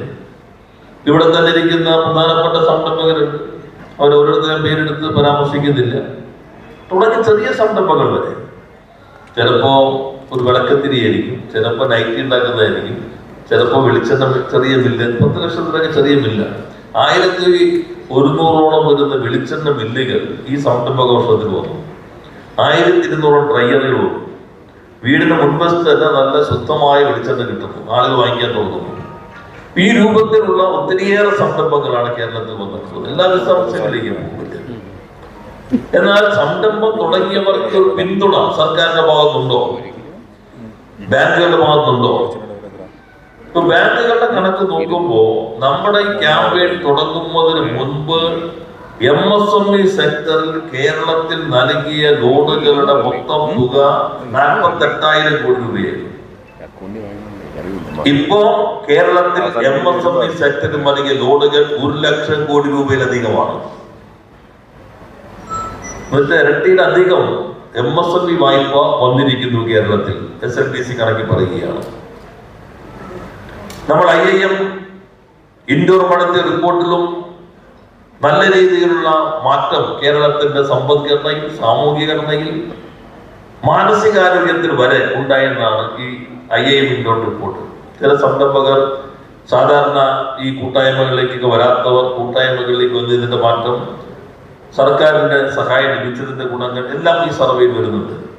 അങ്ങനെ നമ്മുടെ രാജ്യത്തിന്റെ ചരിത്രത്തിൽ ആദ്യമായി American society of public administration novel innovation in public അഡ്മിനിസ്ട്രേഷനായി കേരളത്തിന്റെ ഇയർ ഓഫ് എന്റർപ്രൈസസ് തെരഞ്ഞെടുത്തു എന്നത് ഓരോ മലയാളിക്കും അഭിമാനിക്കാൻ കഴിയാവുന്ന കാര്യമാണ്. ചരിത്രത്തിൽ ആദ്യമായിട്ടാണ് American society of public administration തെരഞ്ഞെടുക്കുന്നത്. അതിനു മുൻപ് പ്രധാനമന്ത്രി ബെസ്റ്റ് പ്രാക്ടീസ് ഇൻ MSME സെക്ടറായി ഈ പദ്ധതി തെരഞ്ഞെടുത്തു. എന്നാൽ തുടങ്ങിയതിന്റെ പല പ്രശ്നങ്ങളുണ്ടാവും. ഇപ്പോ ബഹുമാനായ മന്ത്രി ശ്രീ അനിൽ വരുമെന്നാണ് പ്രതീക്ഷിക്കുന്നത്. അദ്ദേഹത്തിന്റെ വകുപ്പും നമ്മളും തമ്മിലൊരു കരാർ ഒപ്പുവെച്ചിട്ടുണ്ട്. ഇവിടെ ഉത്പാദിപ്പിക്കുന്ന ഉൽപ്പന്നങ്ങൾ നിങ്ങൾക്ക് K-സ്റ്റോർ വഴി വിൽക്കാം. 8 മാസത്തോളം MOU വെച്ചിട്ട് 12 കോടിയുടെ ഉൽപ്പന്നങ്ങൾ K-സ്റ്റോർ വഴി നമുക്ക് വിൽക്കാൻ കഴിയും. ഇപ്പൊ നിങ്ങളിവിടെ വെച്ചിട്ടുള്ള കാര്യങ്ങളുണ്ട്. അത് അച്ചാറാകാം, അല്ലെങ്കിൽ പുട്ടുപൊടിയാകാം, അല്ലെങ്കിൽ വസ്ത്രങ്ങളാകാം, വേറെ ഏതുമാകാം, സോപ്പാകാം. ഇപ്പൊ ഇവിടെ കൃഷി ശ്രദ്ധേയമായി ഒന്നാമത് എക്സിബിഷനിലുണ്ട്. ഇവിടെ തന്നെ കൃഷിയുടെ ഭാഗമായി വന്നിട്ടുള്ള പൂക്കൾ, ആ പൂക്കളിൽ നിന്ന് സോപ്പ് ഉണ്ടാക്കിയിരിക്കുകയാണ്. 2-3 തരത്തിലുള്ള സോപ്പ് കൂടെ വിപണിയിൽ ലഭ്യമാണ്. അപ്പൊ കൃഷി വന്നു, വാല്യൂ അഡീഷൻ വന്നു. താമരപ്പൂ വിരിഞ്ഞു, താമരപ്പൂവിന്റെ സത്യന്ന് താമര സോപ്പ് വന്നു. അപ്പൊ അത് വിപണിയിൽ, അത് നിങ്ങൾ K-സ്റ്റോറിൽ വിൽക്കാം. അങ്ങനെ 12 കോടിയുടെ ഉൽപ്പന്നങ്ങൾ K-സ്റ്റോർ വഴി വിറ്റിട്ടുണ്ട്. അപ്പൊ ആ സാധ്യത ഇവിടുത്തെ MSMEകൾ ഉപയോഗിക്കുന്നില്ലെങ്കിൽ അവർക്ക് ആ സാധ്യത നമുക്ക് വിപുലപ്പെടുത്താൻ കഴിയും. 2, സോഷ്യൽ മീഡിയ വഴി എങ്ങനെ ഉൽപ്പന്നം നടത്താം, ഉൽപ്പന്നം വിൽക്കാം. അതിനാവശ്യമായ ട്രെയിനിങ് നമ്മൾ നൽകുന്നുണ്ട്. ഏത് രൂപത്തിൽ നിങ്ങൾക്ക് അത് വിൽക്കാൻ പറ്റും. പിന്നെ ചിലര് സംരംഭം തുടങ്ങിയിട്ടുണ്ടാവും. ഈ കണക്കൊക്കെ എങ്ങനെ തയ്യാറാക്കണം, GST എങ്ങനെ തയ്യാറാക്കണം, ഒരു പിടി ഉണ്ടാവില്ല. ആവേശത്തിൽ അങ്ങ് തുടങ്ങിയതായിരിക്കും. GSTയുടെ നോട്ടീസ് കിട്ടുമ്പോഴായിരിക്കും GST ഒക്കെ നമ്മൾ അടയ്ക്കേണ്ടതുണ്ടോ എന്ന ചിന്ത വരാം. GST റിട്ടേൺ എങ്ങനെ തയ്യാറാക്കാം. ആദ്യത്തെ വർഷം എല്ലാ സംരംഭകർക്കും സൗജന്യമായി ഇത് പഠിപ്പിക്കും. ചാർട്ടേഡ് അക്കൗണ്ട്സിന്റെ സംഘടന ICAI, അവരുമായി നമ്മളൊരു ധാരണാപത്രം ഒപ്പുവെച്ചിട്ടുണ്ട്. എല്ലാ ജില്ലയിലും ഒരു മാസത്തിൽ ഒരു ദിവസം ഫ്രീ സർവീസ്. നിങ്ങൾക്ക് അവരെ സമീപിക്കാം, അവർ കാര്യങ്ങൾ പറഞ്ഞു തരും. ആദ്യത്തെ വർഷം ഒരു പൈസ പോലും കൊടുക്കേണ്ടതില്ല. സൗജന്യമായി തന്നെ ആ കാര്യങ്ങൾ നിങ്ങൾക്ക് തയ്യാറാക്കാൻ കഴിയും. പിന്നെ തുടങ്ങി കഴിയുമ്പോഴായിരിക്കും പല തലവേദനകളൊന്നും ഇല്ല. ലക്ഷണം വരുമ്പോൾ തന്നെ ചികിത്സിക്കണം. വച്ചുകൊണ്ടിരുന്നു കഴിഞ്ഞാൽ പിന്നെ രക്ഷപ്പെടുത്താൻ പറ്റാത്ത സിക്കാവും. പിന്നെ ആരും വിചാരിച്ചാലും സഹായിക്കാൻ പറ്റില്ല. അതിനിപ്പോ എന്ത് ചെയ്യും? എല്ലാ ജില്ലയിലും MSME ക്ലിനിക്കുകളുണ്ട്. നിങ്ങൾക്ക് മാനേജ്മെന്റിൽ അല്ലെങ്കിൽ ടെക്നോളജിയിൽ, മാർക്കറ്റിങ്ങിലൊക്കെ എന്തെങ്കിലും സംശയങ്ങൾ, പ്രശ്നങ്ങൾ വന്നാൽ അവിടെ പോയാൽ നിങ്ങൾക്ക് വിദഗ്ധ ഉപദേശം കിട്ടും. വിദഗ്ധരുണ്ട്, സ്ഥാപനങ്ങളുണ്ട്. ഒറ്റ പൈസ കൊടുക്കണ്ട, ഗവൺമെന്റ് കൊടുക്കും. എന്നിട്ട് എന്തും രാവിലെ പോകുന്നതിന് പോയി ചോദിക്കരുത്. 2 തവണ അത് ചോദിച്ചാൽ അതിനുള്ള അഡ്വൈസ് കിട്ടും. പിന്നെ ചിലപ്പോ എന്തെങ്കിലും പ്രശ്നങ്ങൾ വന്ന് ബുദ്ധിമുട്ട് വന്നാൽ, ഇപ്പൊ പ്രളയം വന്നു, കേന്ദ്ര മാനദണ്ഡം അനുസരിച്ചുകൊണ്ട് ഇപ്പൊ പറയുന്നത് വയനാട് നിങ്ങൾക്ക് STF എടുത്ത് കൊടുത്തുകൊണ്ടെന്ന് ചോദിക്കേണ്ടല്ലോ. കേന്ദ്ര മാനദണ്ഡം അനുസരിച്ച് MSMEകൾക്ക് ഒരു പൈസ കൊടുക്കാൻ പറ്റില്ല. ഇപ്പൊ വെള്ളം കയറി, ഉരുൾപൊട്ടി, വ്യവസായം തകർന്നു പോയി, ഒരു പൈസ കേന്ദ്ര മാനദണ്ഡം അനുസരിച്ച് STF ഇന്ന് നമ്മൾ ആവശ്യപ്പെട്ടിട്ടുണ്ട്. നമ്മൾ കേന്ദ്ര ധന കമ്മീഷൻ കൊടുത്തതിൽ MSMEകളും ഈ ഇതിനകത്ത് വരുത്തണമെന്ന് നമ്മൾ ആവശ്യപ്പെട്ടിട്ടുണ്ട്. നിലവിൽ കൊടുക്കാൻ പറ്റില്ല. ഞങ്ങൾ നോക്കിക്കഴിഞ്ഞപ്പോ ഇപ്പൊ അദാലത്തിലൊക്കെ പോയി, ഇപ്പൊ അദാലത്ത് നടന്നുകൊണ്ടിരിക്കുകയാണ്. കഴിഞ്ഞ തവണ ഞങ്ങൾ അദാലത്തിൽ പോയപ്പോ കുറെ പരാതികൾ വരുന്നത് പ്രളയം വന്നു, വ്യവസായം പ്രശ്നത്തിലായി, ഗവൺമെന്റിൽ നിന്നൊന്നും അധികം കിട്ടിയിട്ടില്ല. നോക്കുമ്പോൾ നമുക്ക് സഹായിക്കാൻ പരിമിതികളുണ്ടാവും. അപ്പൊ ഇൻഷൂർ ചെയ്യാം. ഇൻഷൂർ ചെയ്യുമ്പോ നിങ്ങൾ അടയ്ക്കുന്ന പ്രീമിയത്തിന്റെ പകുതി ഗവൺമെന്റ് അടയ്ക്കും. ഏത് സ്ഥാപനത്തിൽ നിങ്ങൾക്ക് ഇൻഷൂർ ചെയ്യും. നേരത്തെ നമ്മൾ പ്രത്യേക സ്ഥാപനങ്ങളുണ്ടായിട്ട് ഇപ്പൊ വേണ്ട ഏത് സ്ഥാപനത്തിൽ നിന്ന് നിങ്ങൾ ഇൻഷൂർ ചെയ്ത് കാണിച്ചാൽ നമുക്ക് അതിന്റെ പകുതി പ്രീമിയം ഗവൺമെന്റ് അടയ്ക്കും. ഈ കാര്യങ്ങളെല്ലാം ഏകോപിപ്പിക്കാൻ ഓരോ പഞ്ചായത്തിലും നമ്മൾ ആദ്യം ഇന്ത്യയുടെ വെച്ചു. ഇപ്പൊ എക്സിക്യൂട്ടീവ് ഉണ്ട്, എല്ലാ പഞ്ചായത്തിലും എക്സിക്യൂട്ടീവ് ഉണ്ട്. അവര് എല്ലാ സ്ഥാപനങ്ങളും സന്ദർശിച്ച് ഇപ്പൊ ജിയോ ടാഗിങ് നടത്തിയിട്ടുണ്ട്. നേരത്തെ പറഞ്ഞ ഈ സ്ഥാപനം അവിടെ ഉണ്ട്, ഇവിടെ ഇപ്പൊ എല്ലാ പണം ഉൾപ്പെടെ ഞങ്ങളുടെ സംവിധാനത്തിൽ ജിയോ ടാഗ് ചെയ്തിട്ടുണ്ട്. നിങ്ങൾക്ക് അവരുടെ സഹായം തേടാം. പിന്നെ ചിലര് ഉദ്യമ രജിസ്ട്രേഷൻ ഒന്നും ഉണ്ടാവില്ല, അറിയേയില്ല. എന്തെങ്കിലും പ്രശ്നം വരുമ്പോഴാണ് ഈ രജിസ്ട്രേഷൻ ഇല്ലല്ലോ എന്ന് കരുതുക. അതിനാവശ്യമായ ഹാൻഡ് ബോർഡ് സർവീസ് ഉണ്ടാവും. ഇവിടെ ഇപ്പോ അതിനുള്ള സംവിധാനം ഏർപ്പെടുത്തിയിട്ടുണ്ടാവും ഇല്ലേ? ഉദ്യമ രജിസ്ട്രേഷൻ ഉണ്ടോ? ഇവിടെ ഓൺലൈനിൽ തന്നെ നിങ്ങൾക്ക് രജിസ്റ്റർ ചെയ്യാൻ സൗകര്യമുണ്ട്. എക്സിബിഷന്റെ ഭാഗമായി ആ സൗകര്യം ഇവിടെ നൽകുന്നുണ്ട്. അപ്പോ സംരംഭം തുടങ്ങിക്കോ എന്ന് പറഞ്ഞിട്ട് സർക്കാർ ഇങ്ങനെ ഇരിക്കുകയല്ല. സംരംഭം തുടങ്ങാൻ ആവശ്യമായ പരിസരം ഒരുക്കുകയും സംരംഭം മുന്നോട്ട് കൊണ്ടുപോകാൻ കഴിയാവുന്ന രൂപത്തിലുള്ള എല്ലാ തലത്തിലുള്ള പിന്തുണയും ഗവൺമെന്റ് നൽകുന്നുണ്ട്. ഇനി നമുക്ക് പുതിയ ടെക്നോളജിയൊക്കെ ഉപയോഗിക്കാൻ ആവശ്യമായിട്ടുള്ള ചില പിന്തുണകൾ ആവശ്യമായിട്ട് വരും. അതിന് ചില സംവിധാനങ്ങൾ കൂടി ഞങ്ങൾ ചർച്ച ചെയ്യുന്നുണ്ട്. ഇപ്പോ CMD നടത്തി 2 പഠനമാണ് നമ്മൾ ഈ പദ്ധതിയെ കുറിച്ച് നടത്തിയത്. ഒന്ന് IIE വിൻഡോ, 2 CMD. ആ പഠനത്തിൽ നമ്മൾ കാറ്റഗറി തിരിച്ചിട്ടുണ്ട്. ഇന്ത്യയിൽ തുടങ്ങിയാൽ ആദ്യത്തെ വർഷം 30-35% പൊട്ടിപ്പോകും. ഇതാണ് ഇന്ത്യയുടെ കണക്ക്. തുടങ്ങിയതെല്ലാം വിജയിക്കില്ല. കേരളത്തിൽ ഇപ്പോൾ നമ്മൾ ഒടുവിലത്തെ കണക്ക് 17%. എത്ര ശ്രമിച്ചാലും ചിലത് രക്ഷപ്പെടുത്താൻ പറ്റില്ല. രണ്ടാമത്തെ കാറ്റഗറി സ്ട്രഗിൾ ചെയ്തുകൊണ്ടിരിക്കുകയായിരിക്കും. ഗവൺമെന്റ് ഒന്ന് സഹായിച്ചു കൊടുത്താൽ രക്ഷപ്പെട്ടു പോകും. 3 നല്ല സാധ്യതയുണ്ട്, മുന്നോട്ട് പോകാനുള്ള സഹായം നൽകിയാൽ മതി. 4 കുതിച്ചു ചാടാനുള്ള കരുത്തുണ്ട്.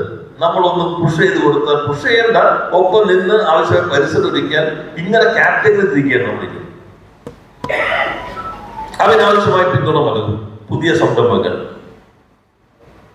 നിലവിൽ തുറന്നുകൊണ്ടിരിക്കുന്ന സംരംഭങ്ങൾ, പഴയത് 3 വർഷമെങ്കിലും കഴിഞ്ഞത്, അങ്ങനെ നമ്മൾ 1000 സംരംഭങ്ങൾ തിരഞ്ഞെടുക്കുകയാണ്.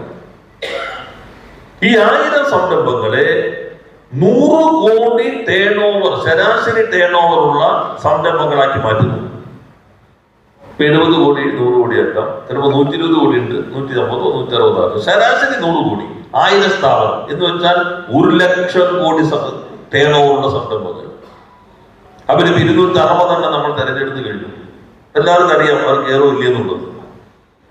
അവർക്ക് വായ്പ എടുക്കാൻ പ്രവർത്തന മൂലധനം കൂടെ ഡിമാൻഡ് 50 ലക്ഷം രൂപ ഗവൺമെന്റ് കൊടുക്കും. പുതിയ ടെക്നോളജി 2 കോടി രൂപ ഗവൺമെന്റ് കൊടുക്കും. ഒരു ഉദ്യോഗസ്ഥന് ഓരോ സ്ഥാപനത്തിനും അതിനാവശ്യമായ ഹാൻഡ് ബോർഡ് സർവീസ് കൊടുക്കും. ഒരു 3 വർഷം കഴിയുമ്പോൾ കേരളത്തിൽ 1000 സംരംഭങ്ങൾ 1 ലക്ഷം കോടി ടേൺ ഓവർ നൽകണം. അത് നമ്മുടെ GST വരുമാനം ഉണ്ടോ? എല്ലാ തരത്തിലും വരുമാനം വർദ്ധിപ്പിക്കാൻ കഴിയും. ഇപ്പോ നിയമസഭ പാസ്സാക്കിയ നിയമം അനുസരിച്ച് 50 കോടി രൂപ വരെയുള്ള നിക്ഷേപമാണെങ്കിൽ ഒരു ലൈസൻസും വേണ്ട, നിങ്ങൾക്ക് തുടങ്ങാം. 3.5 വർഷം വരെ ലൈസൻസ് വേണ്ട. നേരത്തെ അക്രോളജി സർട്ടിഫിക്കറ്റ് ആയിരുന്നു, ഇപ്പൊ പ്രിൻസിപ്പൽ അപ്രൂവൽ കഴിഞ്ഞ നിയമസഭ മാറ്റം വരുത്തി. 3.5 വർഷത്തിനുള്ളിൽ ആവശ്യമായ ലൈസൻസ് എടുത്താൽ മതി. ഈ കഴിഞ്ഞ നിയമസഭ വരെ 3 വർഷം കഴിഞ്ഞ് 6 മാസത്തിനുള്ളിലായിരുന്നു. അപ്പൊ 6 മാസം ഭയങ്കര ടെൻഷൻ ഉണ്ടാവും. ഇപ്പൊ 1 വർഷമല്ലേ, തുടങ്ങി സൗകര്യം പോലെ 3.5 വർഷത്തിനെടുത്താൽ മതി. നിയമപ്രകാരമാണെന്ന് തുടങ്ങുന്നവർ ഉറപ്പുവരുത്തിക്കൊള്ളണം. നിയമവിരുദ്ധമായി തുടങ്ങിയിട്ട് അയ്യോ ഞങ്ങളുടെ ഇത്ര മുടക്കിയില്ലേ, 3 വർഷമായില്ലേ, ഇനി മാറ്റാൻ പാടില്ല എന്ന് പറയാൻ പാടില്ല. നിങ്ങളുടെ ഉറപ്പിൽ സത്യവാങ്മൂലത്തിലായിരിക്കും തുടങ്ങുന്നത്. അതോടൊപ്പം നിങ്ങൾക്ക് പരാതി വല്ലതും ഉണ്ടെങ്കിലോ, പഞ്ചായത്ത് ഇപ്പോ കുറെ മാറ്റം പഞ്ചായത്ത് വരുത്തിയിട്ടുണ്ട്. കേസ് മാറ്റപ്പോ പഞ്ചായത്തിലേക്ക് വരികയാണ്. നല്ല മാറ്റം ഉണ്ടാവും. ഫയർഫോഴ്സ് മേധാവി ഇവിടെ ഉണ്ട്. അദ്ദേഹം വളരെ കാര്യക്ഷമതയോടുകൂടി എല്ലാം ഓൺലൈനിലേക്ക് മാറ്റി കഴിഞ്ഞു. ഇപ്പൊ ചർച്ച ചെയ്യുമ്പോൾ മുഖ്യമന്ത്രി തന്നെ വിളിച്ച യോഗത്തിൽ ചർച്ച ചെയ്ത കാര്യം ഞങ്ങളിപ്പോ ആശയവിനിമയം നടത്തി. ഒരു സ്ഥാപനം തുടങ്ങി, അപ്പോ ഫയറിന്റെ പ്രശ്നങ്ങളില്ല, മുകളിലേക്കൊന്ന് പണിയണം, അപ്പൊ പുതിയ ചട്ടമായി. അപ്പോഴത്തെ ചട്ടം പാലിക്കണമെങ്കിൽ മൊത്തം പൊളിക്കേണ്ടി വരും. അത് ബുദ്ധിമുട്ടാണ്. അതെങ്ങനെ പരിഹരിക്കാൻ പറ്റും? ഇപ്പൊ നോക്കിക്കൊണ്ടിരിക്കുകയാണ്. അതെല്ലാം ഓൺലൈനിലേക്ക് ആക്കി. പൊല്യൂഷൻ കൺട്രോൾ ബോർഡിന്റെ ചെയർപേഴ്സൺ വന്നിട്ടുണ്ട്. അവരും അത് ഓൺലൈനിലാക്കി മാറ്റാൻ അവരുടെ മുമ്പില് സീറ്റ്. പൊല്യൂഷൻ പ്രധാനപ്പെട്ടതാണ്, മുമ്പിലേക്ക് എന്ന് പറയുന്നതാണ്. അപ്പോ അവരുടെ അനുമതി അതും അവർ പരമാവധി ഓൺലൈനിൽ ടൈം ഉണ്ടാക്കാനായിട്ട് അവർ ശ്രമിക്കുന്നുണ്ട്. അപ്പോ എല്ലാ വകുപ്പുകളുടെ ഏകോപനമാണ്. ബിയർ ഓഫ് എന്റർപ്രൈസസിൽ നമുക്ക് അമേരിക്കൻ സൊസൈറ്റിയുടെ അംഗീകാരം കിട്ടിയെന്ന് പറഞ്ഞാൽ വ്യവസായ വകുപ്പിന്റെ മാത്രം അംഗീകാരമല്ല. അല്ലെങ്കിൽ നമ്മൾ തുടങ്ങുമ്പോ വ്യവസായത്തിന്റെ കാര്യത്തിൽ ഈസ് ഓഫ് ഡൂയിങ് ബിസിനസ്സിൽ കേരളം 28ആയിരുന്നു. നമ്മുടെ പുറകിൽ ആരും ഉണ്ടായില്ല. ഇപ്പോ നമ്മുടെ മുൻപിൽ ആരുമില്ല. കേരളം ഒന്നാമതായി. അതെല്ലാവരും ചേർന്നിട്ടാണ്. ഞങ്ങൾ അതിനാവശ്യമായ ഏകോപനം നടത്തുന്നു. പഞ്ചായത്ത് വേണം, പൊല്യൂഷൻ കൺട്രോൾ ബോർഡ് വേണം, ഫയർഫോഴ്സ് വേണം, KSEB വേണം, എല്ലാവരും വേണം. അപ്പൊ അതിനാവശ്യമായിട്ട് പരിസരമാണ് ഇവിടെ എടുക്കുന്നത്. ഇത് ഫെബ്രുവരി 21, 22 നമ്മുടെ ഇൻവെസ്റ്റ് കേരള ഗ്ലോബൽ സമ്മിറ്റ് ആണ്. അതിന് മുന്നോടിയായി ഇപ്പൊ 41 പരിപാടികളിൽ മഹാഭൂരിപക്ഷം നടത്തി കഴിഞ്ഞു. കോൺക്ലേവുകൾ, റൗണ്ട് ടേബിളുകൾ, സെക്ടർ വൈസ് മീറ്റിംഗ്, പിന്നെ 1000 കോടിക്ക് മുകളിൽ ടേൺ ഓവറുള്ള മീറ്റിംഗ്, 500-100 കോടിക്കും ഇടയിൽ ടേൺ ഓവറുള്ള മീറ്റിംഗ്, 100 കോടിക്കും 500 കോടിക്ക് ഇടയിൽ ടേൺ ഓവറുള്ള മീറ്റിംഗ്. ഇതുകൂടാതെ നമ്മുടെ സ്പേസിന്റെ meeting, AI meeting, robotics, waste management, tourism, hi-tech farming, Ayurveda, logistic, maritime, എല്ലാ മീറ്റിംഗുകൾ അതാത് ഞങ്ങളെല്ലാം പങ്കെടുത്ത് നടത്തുകയാണ്. ചെന്നൈ റോഡ് ഷോ കഴിഞ്ഞു, ബാംഗ്ലൂർ കഴിഞ്ഞു, മുംബൈ കഴിഞ്ഞു, ഡൽഹി കഴിഞ്ഞു. കേരളത്തിന്റെ ചരിത്രത്തിൽ ആദ്യമായി ഡിപ്ലോമാറ്റ്സ് കോൺക്ലേവ് നടത്തിയപ്പോൾ 36 ഡിപ്ലോമാറ്റുകൾ പങ്കെടുത്തു. ഡൽഹി മുഖ്യമന്ത്രിയുടെ നേതൃത്വത്തിൽ 36 നയതന്ത്ര പ്രതിനിധികൾ കേരളത്തിന്റെ ഈ പരിപാടി ഡൽഹിയിൽ പങ്കെടുത്തു. പിന്നെ നമ്മൾ ജനുവരി 13-14 ദുബായിൽ റോഡ് ഷോ നടത്താൻ പോവുകയാണ്. അത് കഴിഞ്ഞാൽ ഫെബ്രുവരിയിൽ നമ്മുടെ സമ്മിറ്റ്. നമ്മുടെ അധ്യക്ഷൻ സ്വാഗത പ്രാസംഗം ചൂണ്ടിക്കാട്ടി വിഴിഞ്ഞം കോൺക്ലേവ് 2 ദിവസം ഇതിന് മുന്നോടിയായി ഇവിടെ നടത്തുകയാണ്. ഈ 21-22 മുന്നോടിയായി വിഴിഞ്ഞത്തിന്റെ സാധ്യത വ്യവസായത്തിൽ എത്രമാത്രമുണ്ട്, ലോജിസ്റ്റിക്, മാരിടൈം, നിക്ഷേപകരെ കൊണ്ടുവരികയാണ്. റിംഗ് റോഡിനോട് ചേർന്ന് നമ്മൾ സ്ഥലം അതിനുവേണ്ടി പ്രത്യേകം കാണിക്കുക. ലാൻഡ് പൂളിംഗ് കൊണ്ട് മറ്റു രീതിയിൽ നോക്കുന്നുണ്ട്. വിഴിഞ്ഞം ഇവിടെ പറഞ്ഞല്ലോ ഏറ്റവും നാച്ചുറൽ ഡെപ്ത് ഉള്ളതാണ്. മറ്റ് ബോട്ടിനേക്കാൾ 10, 5, 8, 10 ദിവസം ലാഭിക്കാൻ പറ്റും ഇവിടെ നിന്ന് ഓപ്പറേഷൻ നടത്തിയ. ലോകത്തിന്റെ പല ഭാഗത്തു നിന്ന് അസംസ്കൃത വസ്തുക്കൾ വിഴിഞ്ഞത്തേക്ക് വരുന്നു. വിഴിഞ്ഞത്ത് മാനുഫാക്ചറിംഗ് സോൺ ഇത് അസംബിൾ ചെയ്യുന്നു. ഉൽപ്പന്നം വീണ്ടും കപ്പലിലേക്ക് പോകും. ലോകത്തിന്റെ പല ഭാഗത്തേക്കും പോകും. നല്ല മാറ്റമുണ്ടോ? ഗ്രാമനഗര വ്യത്യാസം കേരളത്തിലില്ല. കേരളം മൊത്തത്തിലുള്ള നഗരമാണ്. ഒരുപക്ഷെ ലോകത്തിലെ ഏറ്റവും വലിയ നഗരമാണ് കേരളം. ഏത് നഗരത്തേക്കാളും വലുതാണ് കേരളം. ഒന്നിച്ചെടുത്താൽ ലോകത്തിലെ ഏറ്റവും വലിയ നഗരം. നഗര ഗ്രാമ വ്യത്യാസമില്ല. അപ്പൊ സോഹോ കോർപ്പറേഷൻ കണ്ടെത്തിയത് കൊല്ലത്തൊരു വില്ലേജാണ്.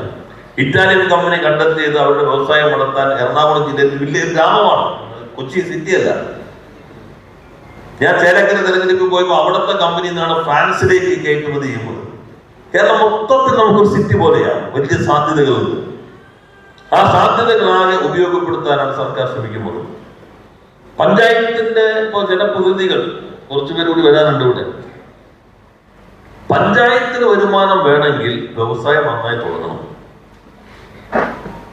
തനത് വരുമാനം ചരിത്രത്തിൽ ആദ്യമായി നമ്മൾ തീരുമാനിച്ചു വ്യവസായികൾക്ക് മാത്രം അവാർഡ് കൊടുത്താൽ പോരാ, തദ്ദേശ സ്വയംഭരണ സ്ഥാപനങ്ങൾക്ക് അവാർഡ് കൊടുക്കണം. ആദ്യമായി വ്യവസായ വകുപ്പ് തദ്ദേശ സ്വയംഭരണ സ്ഥാപനങ്ങൾക്ക് കഴിഞ്ഞ അവാർഡ് കൊടുത്തു. ഇനി കൊടുക്കാൻ പോകും ഈ വർഷം. എത്ര സംരംഭം തുടങ്ങി, എത്ര തൊഴിലുണ്ടായി, നിങ്ങളുടെ തനത് വരുമാനത്തിൽ വ്യവസായത്തിൽ നിന്ന് എത്രമാത്രം ഇൻകം ഉണ്ടായി, ഇത് നോക്കിയിട്ടാണ് അവാർഡ് നിശ്ചയിക്കുന്നത്. സർക്കാർ ജീവനക്കാർക്കും നമ്മുടെ വരുമാനം കൂടണം. നമ്മൾ പറയില്ല റവന്യൂ ചെലവിന്റെ കൂടുതലാണ്, പെൻഷൻ കൂടുതലാണ് കേരളത്തിൽ. അത് കേരളം മറ്റു സ്റ്റേറ്റിൽ വ്യത്യാസമാണ്. ആശുപത്രി, ഹോസ്പിറ്റൽ, ശമ്പളമൊക്കെ വേണ്ടിയത്. പക്ഷെ ശതമാനം കുറയണമെങ്കിലോ നമ്മുടെ വരുമാനം കൂടണം. നമ്മുടെ വരുമാനം കൂടാൻ വ്യവസായം ശക്തിപ്പെട്ടേ മതിയാകും. അതിന് തദ്ദേശ സ്വയംഭരണ സ്ഥാപനങ്ങളുടെ പങ്ക് ഏറെ പ്രധാനപ്പെട്ടതാണ്. ബഹുമാനായ തദ്ദേശ സ്വയംഭരണ വകുപ്പ് മന്ത്രിയുടെ നേതൃത്വത്തിൽ വ്യവസായ വകുപ്പുമായി ചേർന്ന് ഒത്തിരിയേറെ കാര്യങ്ങൾ നടക്കുന്നുണ്ട്. റവന്യൂ വകുപ്പുമായി ചേർന്ന് നല്ല രീതിയിലുള്ള കാര്യങ്ങൾ നടക്കുന്നുണ്ട്. എല്ലാ വകുപ്പുകളും വ്യവസായ വകുപ്പുമായി ചേർന്ന് പോകുന്നതാണ് ഈ നേട്ടങ്ങളെല്ലാം നമുക്ക് ആർജിക്കാൻ കഴിഞ്ഞത്. അതിനെ ശക്തിപ്പെടുത്തി മുന്നോട്ട് കൊണ്ടുപോകാൻ കഴിയണം. അധികാര വികേന്ദ്രീകരണത്തിന്റെ തുടർച്ചയിൽ വ്യവസായ മേഖലയിൽ കേരളം ഇന്ത്യക്ക് നൽകുന്ന ഒരു പുതിയ മാതൃകയാണ് സംരംഭക സഭ. അത് ഇവിടെ തുടക്കം കുറിക്കുന്നു. ഇന്ന് എല്ലാ പഞ്ചായത്തിലും നടത്തണമെന്നാണ് കണ്ടിട്ടുള്ളത്. വ്യവസായ വകുപ്പിൽ ഉദ്യോഗസ്ഥർ, ഇന്റേൺസ്, താലൂക്ക് തലത്തിലുള്ള ഇപ്പോഴത്തെ എക്സിക്യൂട്ടീവ്, താലൂക്ക് തലത്തിലുള്ള ഓഫീസർമാർ, എല്ലാ ഇൻവെസ്റ്റേഴ്സിനെയും കണ്ട് ക്ഷണിച്ചിരിക്കണം സംരംഭക സഭയിലേക്ക്. ഇനിയിപ്പോ ജില്ലാ തലത്തിൽ ഉദ്ഘാടനങ്ങളുടെ ഡേറ്റ് വരും. ജില്ലയിൽ ഒരു കമ്മിറ്റി രൂപീകരിച്ചിട്ടുണ്ട്. ജില്ലാ ചുമതലയുള്ള മന്ത്രി, അധ്യക്ഷൻ, MLA മാർ, ജില്ലാ പഞ്ചായത്ത് പ്രസിഡന്റ്, ജില്ലാ വ്യവസായ കേന്ദ്ര മാനേജർ ഇത് കോർഡിനേറ്റ് ചെയ്യും. ജില്ലാ കളക്ടറുടെ നേതൃത്വത്തിൽ പ്രവർത്തനത്തിൽ എക്സിക്യൂട്ടീവ് സംവിധാനമുണ്ട്. എല്ലാ തദ്ദേശ സ്വയംഭരണ സ്ഥാപനത്തിലും തദ്ദേശ സ്വയംഭരണ സ്ഥാപനത്തിന്റെ അധ്യക്ഷൻ, ചെയർമാനായി ഒരു കമ്മിറ്റി ഇപ്പോൾ രൂപീകരിക്കുന്നുണ്ട്. എല്ലാ വകുപ്പുകളുടെയും പ്രാതിനിധ്യം അതിനകത്തുണ്ടാകും. വികസനകാര്യ കമ്മിറ്റിയുടെ ചെയർമാൻ ആ കമ്മിറ്റിക്കകത്തുണ്ടാകും. അപ്പൊ വലിയൊരു ജനകീയ മുന്നേറ്റം. ഒരു വശത്ത് നമ്മൾ വലിയ തോതിൽ നിക്ഷേപ സംഘം ഫെബ്രുവരി 21-22 എല്ലാ മേഖലയിൽ നിന്നും ലോക കേരളത്തിലേക്ക് വരുന്നു. മറുവശത്ത് നമ്മുടെ താഴെ തലങ്ങളിൽ, പഞ്ചായത്തുകളിൽ, മുനിസിപ്പാലിറ്റികളിൽ, കോർപ്പറേഷനുകളിൽ, താഴെ തലങ്ങളിൽ ചെറിയ ചെറിയ സംരംഭങ്ങൾ, അതുമായി ബന്ധപ്പെട്ട സഭ. ഇതാണ് ഇൻക്ലൂഷൻ എന്നുള്ളത്. ഇതാണ് സസ്റ്റൈനബിൾ ഡെവലപ്മെന്റിന്റെ വ്യവസായ മേഖലയിലെ പ്രയോഗം എന്നുള്ളത്. അതിന് ഈ സംരംഭക സഭ വളരെ സഹായകരമായിരിക്കും എന്ന് സൂചിപ്പിച്ചുകൊണ്ട് ഇതിന്റെ സംസ്ഥാനതല ഉദ്ഘാടനത്തിന് ആവശ്യമായിട്ടുള്ള നേതൃത്വം നൽകിയ സതീഷിന്റെ നേതൃത്വത്തിലുള്ള എല്ലാവരെയും വ്യവസായ വകുപ്പിന് വേണ്ടി അഭിനന്ദിച്ചുകൊണ്ട് ഞാൻ എന്റെ അധ്യക്ഷ പ്രസംഗം അവസാനിപ്പിക്കുന്നു. എല്ലാവർക്കും നന്ദി, നമസ്കാരം. ശ്രീ പി രാജീവ്, പ്രിയങ്കരനായ കാട്ടാക്കടയുടെ MLA IB സതീഷ്, വേദിയിലുള്ള ഫയർഫോഴ്സ് മേധാവി ശ്രീ K പത്മകുമാർ IPS, വ്യവസായ വകുപ്പ് principal secretary Shri APM Muhammad Aneesh IAS, Padmashri doctor J Harindran Nair തുടങ്ങി വേദിയിലും സദസ്സിലുമുള്ള ബഹുമാന്യരെ, പ്രിയപ്പെട്ടവരെ, സംരംഭക സഭയുടെ സംസ്ഥാനതല ഉദ്ഘാടനം വളരെ സന്തോഷത്തോടുകൂടി നിർവഹിച്ചതായി ഞാൻ അറിയിക്കുകയാണ്. ഇനി ഇവിടെ ഒരു ദീർഘമായ പ്രസംഗത്തിന്റെ ആവശ്യം വരുന്നില്ല. ബഹുമാനപ്പെട്ട വ്യവസായ നിയമ വകുപ്പ് മന്ത്രി അദ്ദേഹത്തിന്റെ അധ്യക്ഷ പ്രസംഗത്തിൽ സംരംഭക സഭയുടെ ഉദ്ദേശ ലക്ഷ്യങ്ങളെ കുറിച്ചും വ്യവസായ രംഗത്തും സംരംഭകത്വത്തിന്റെ മേഖലയിലും കേരളം കൈവരിച്ചിട്ടുള്ള അഭിമാനകരമായ നേട്ടങ്ങളെ കുറിച്ചുമൊക്കെ പറഞ്ഞു കഴിഞ്ഞിട്ടുണ്ട്. ഈ കാട്ടാക്കടയിൽ നിന്നാണ് കേരളം മുഴുവൻ ശ്രദ്ധിച്ച, കേരളത്തെ വലിയ തോതിൽ മാറ്റിമറിച്ച പല പദ്ധതികളുടെയും ഉദ്ഘാടനം എന്ന കാര്യവും ഇവിടെ ഇതിനകം തന്നെ പറഞ്ഞു. പൊതുവിദ്യാഭ്യാസ സംരക്ഷണ യജ്ഞം ഇവിടെ നിന്നാണ് തുടങ്ങിയത്.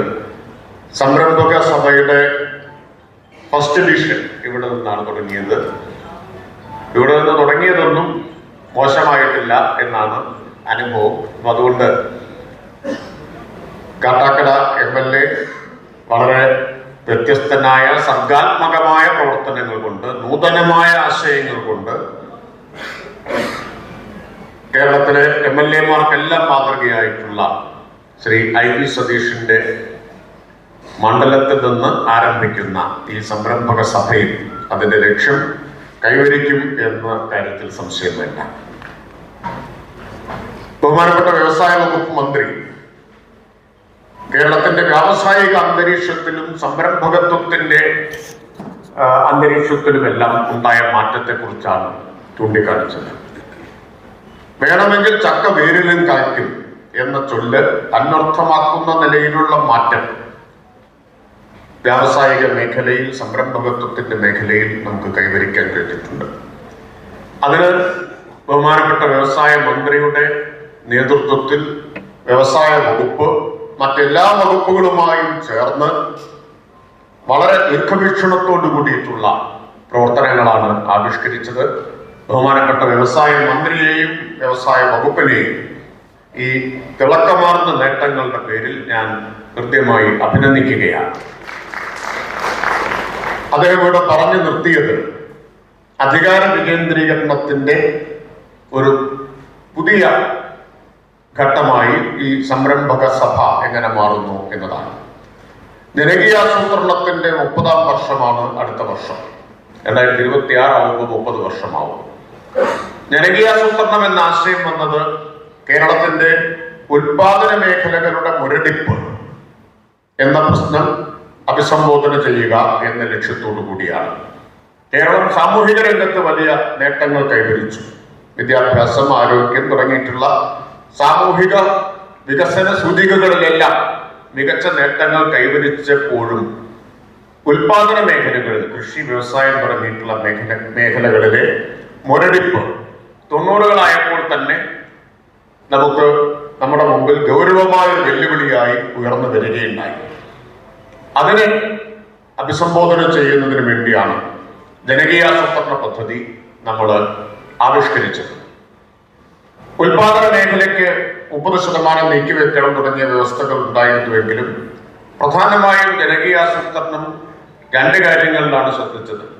ഒന്ന്, ഗ്രാമീണ മേഖലയിലെ പശ്ചാത്തല സൗകര്യ വികസനം, റോഡ്, പാലം, അങ്ങനെയുള്ള ഗ്രാമീണ പശ്ചാത്തല സൗകര്യ വികസനം. പിന്നെ കാർഷിക ഉൽപാദനം വർദ്ധിപ്പിക്കുക എന്നതിൽ മാത്രമാണ് പ്രധാനമായിട്ടും ശ്രദ്ധിച്ചത്. മറ്റൊരു പരിമിതി ജനകീയാസൂത്രണത്തിന്റെ കേരളത്തിൽ നടന്നുകൊണ്ടിരിക്കുന്ന നഗരവൽക്കരണത്തെ അത് അന്ന് അഭിസംബോധന ചെയ്തിരുന്നില്ല എന്നതാണ്. ഇപ്പോ ഈ പ്രശ്നങ്ങളെയെല്ലാം നാം അഭിസംബോധന ചെയ്തുകൊണ്ടിരിക്കുകയാണ്. കാർഷിക പശ്ചാത്തല സൗകര്യ വികസനത്തിനപ്പുറം നമ്മൾ സംരംഭകത്വത്തിന്റെ, ചെറുകിട സൂക്ഷ്മ ഇടത്തരം വ്യവസായങ്ങളുടെ ഒക്കെ മേഖലയിൽ ഇടപെട്ടുകൊണ്ട് തദ്ദേശ സ്ഥാപനങ്ങളെ സാമ്പത്തിക വികസനത്തിന്റെ എഞ്ചിനുകളാക്കി മാറ്റുക എന്ന ലക്ഷ്യത്തോടു കൂടിയിട്ടാണ് ഇപ്പൊ മുന്നോട്ട് പോകുന്നത്.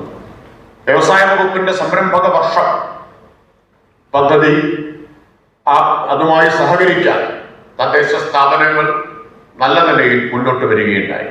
വ്യവസായ വകുപ്പ് ഇന്റേണുകളുടെ സേവനം ലഭ്യമാക്കി. അതുവഴി ആവശ്യമായ സാങ്കേതികമായ വൈദഗ്ധ്യവും പരിജ്ഞാനവും ലഭ്യമാക്കി. അതുപയോഗിച്ചുകൊണ്ട് തദ്ദേശ സ്ഥാപനങ്ങൾ സജീവമായി തന്നെ സംരംഭക വർഷം പദ്ധതി വിജയിപ്പിക്കാൻ രംഗത്തിറങ്ങുകയുണ്ടായി. അതിന്റെ നേട്ടം ഇവിടെ ബഹുമാനപ്പെട്ട മന്ത്രി പറഞ്ഞു. ആദ്യത്തെ വർഷം 1,39,000, മൂന്നാമത്തെ വർഷമാവുമ്പോൾ 3,36,000-ത്തിലധികം ചെറുകിട ഇടത്തരം സൂക്ഷ്മ സംരംഭങ്ങൾ നമുക്ക് ആരംഭിക്കാൻ കഴിഞ്ഞു. അത്രത്തോളം തൊഴിലവസരങ്ങൾ, 7 ലക്ഷത്തിലധികം തൊഴിലവസരങ്ങൾ, ആയിരക്കണക്കിന് കോടി രൂപയുടെ നിക്ഷേപം എല്ലാം കൊണ്ടുവരാൻ കഴിഞ്ഞു. 14ാം പഞ്ചവത്സര പദ്ധതിയുടെ കാര്യത്തിൽ സംസ്ഥാന സർക്കാർ സ്വീകരിച്ചിട്ടുള്ള ഒരു സമീപനം പ്രാദേശിക സാമ്പത്തിക വികസനത്തിൽ അധിഷ്ഠിതമായിട്ടുള്ളതാണ്. പ്രാദേശിക സാമ്പത്തിക വികസനം എന്ന് പറയുമ്പോൾ അതിന്റെ മുൻകൈ തദ്ദേശ സ്ഥാപനങ്ങൾക്കാണ് ഉണ്ടാവേണ്ടത്. തദ്ദേശ സ്ഥാപനങ്ങളുടെ നേതൃത്വത്തിൽ പ്രാദേശികമായ സംരംഭങ്ങൾ, പ്രാദേശികമായിട്ടുള്ള തൊഴിലവസരങ്ങൾ, വരുമാന വർധനവ്, ഇതാണ് സർക്കാർ ലക്ഷ്യമിടുന്നത്. അപ്പോൾ ഇനി തദ്ദേശ സ്ഥാപനങ്ങൾ സാധാരണഗതിയിൽ നിർവഹിച്ചുകൊണ്ടിരിക്കുന്ന പ്രവർത്തനങ്ങൾ മാത്രം നിർവഹിച്ചാൽ പോരാ. ആളുകൾക്ക് സേവനങ്ങൾ ലഭ്യമാക്കുക, ഗ്രാമീണമായ അല്ലെങ്കിൽ പ്രാദേശികമായ പശ്ചാത്തല സൗകര്യ വികസനം, അത് മാത്രം പോരാ. തൊഴിൽ, വരുമാനം, അതുപോലെ സാമ്പത്തിക വളർച്ച എന്നിവയുടെ എഞ്ചിനുകളായി തദ്ദേശ സ്ഥാപനങ്ങൾ പ്രവർത്തിക്കണം എന്നതാണ് സർക്കാരിന്റെ കാഴ്ചപ്പാട്. അതിനാണ് ഈ ഏകോപിതമായ പ്രവർത്തനം നടത്തുന്നത്. തദ്ദേശ വകുപ്പ് ഒറ്റയ്ക്ക് പ്രവർത്തിച്ചാൽ പോരാ. അതിന് വ്യവസായ വകുപ്പിന്റെ മുൻകൈ, നേതൃത്വം, സഹായം ഇതെല്ലാം വേണം. മറ്റു വകുപ്പുകൾ വേണം. സഹകരണ വകുപ്പുമായിട്ട് ചേർന്ന് പ്രവർത്തിക്കാനുള്ള സാധ്യതകളുണ്ട്. അപ്പോൾ ഊന്നലിലാണ് പ്രാദേശിക സാമ്പത്തിക വികസനം. തദ്ദേശ സ്ഥാപനങ്ങളെ കാണുന്നത് ഇപ്പൊ മറ്റ് കേരളത്തിന് പുറത്തൊക്കെ ലോക്കൽ ബോഡി എന്നാണ് വിശേഷിപ്പിക്കുക. എന്നാൽ കേരളം തദ്ദേശ സ്ഥാപനങ്ങളെ കാണുന്നത് ലോക്കൽ സെൽഫ് ഗവൺമെന്റ് ഇൻസ്റ്റിറ്റ്യൂഷൻസ് എന്ന നിലയ്ക്കാണ്. എന്ന് പറഞ്ഞാൽ പ്രാദേശിക സ്വയംഭരണ സ്ഥാപനങ്ങളാണ്. യൂണിയൻ ഗവൺമെന്റ്, സംസ്ഥാന ഗവൺമെന്റ് എന്ന് പറയുന്നത് പോലെ പ്രാദേശിക സർക്കാരാണ്. പ്രാദേശിക സർക്കാർ എന്ന നിലയിൽ പ്രാദേശിക സമ്പദ്ഘടനയെ ഉത്തേജിപ്പിക്കാൻ, പ്രാദേശിക സാമ്പത്തിക വികസനത്തെ ത്വരിതപ്പെടുത്താനുള്ള ഉത്തരവാദിത്വം കൂടി ഇന്ന് തദ്ദേശ സ്ഥാപനങ്ങൾക്കുണ്ട്. അത്രത്തോളം വിഭവങ്ങൾ സർക്കാർ കൈമാറുന്നുണ്ട്, അത്രത്തോളം ചുമതലകൾ കൈമാറി കൊടുത്തിട്ടുണ്ട്. അതെല്ലാം ഉപയോഗിച്ചുകൊണ്ട് തദ്ദേശ സ്ഥാപനങ്ങളുടെ പ്രവർത്തനത്തിൽ തന്നെ ക്വാളിറ്റേറ്റീവായ വലിയ മാറ്റം ഉണ്ടാക്കാൻ ഉള്ള ഒരു അവസരം കൂടിയാണ് ഇപ്പോൾ വന്നു ചേർന്നിട്ടുള്ളത്. വ്യവസായ വകുപ്പും തദ്ദേശ വകുപ്പും മറ്റു വകുപ്പുകളുമെല്ലാം കൂട്ടായി പ്രവർത്തിച്ചുകൊണ്ട് ഈ അവസരം നമുക്ക് ഉപയോഗിക്കാൻ കഴിയണം. കേരളത്തിൽ ഉണ്ടായിട്ടുള്ള ഒരു വലിയ മാറ്റം, സംരംഭകത്വത്തിന്റെ കാര്യത്തിൽ ഉണ്ടായിട്ടുള്ള മാറ്റം, ഇന്ത്യയിൽ തന്നെ ശ്രദ്ധേയമായ ഒരു നേട്ടം നമുക്ക് കൈവരിക്കാൻ കഴിഞ്ഞത് നിലനിർത്തി കൊണ്ടുപോകാനും ഇവിടെ നിന്ന് മുന്നോട്ട് കുതിക്കാനും നമുക്ക് കഴിയണം. അതിന് ഈ സംരംഭക സഭ സഹായകരമായി തീരും എന്ന് പ്രതീക്ഷിച്ചുകൊണ്ട് ഞാൻ എൻ്റെ വാക്കുകൾ നിർത്തുന്നു. എല്ലാവർക്കും അഭിവാദ്യം.